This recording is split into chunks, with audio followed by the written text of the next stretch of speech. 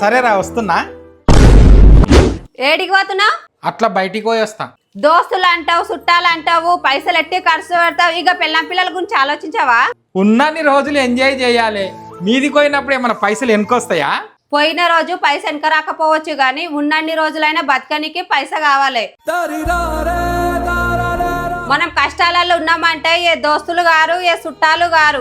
మొన్నటికి మొన్న మన బిడ్డ దవాఖాన్లు ఉంటే ఏ దోస్తు ఫోన్ లేపలేడు, చుట్టాలు ఫోన్ లేపలేరు.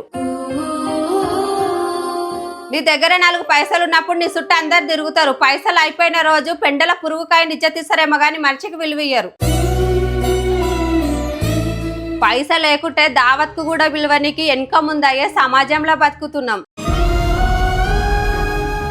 దోస్తులను చుట్టాలను ఇచ్చిపెట్టమంటలేను, కానీ దానికి కూడా లిమిట్ ఉంటుంది. మన పిల్లల ముఖం చూసానా మారుతావా అని అనుకుంటున్నా.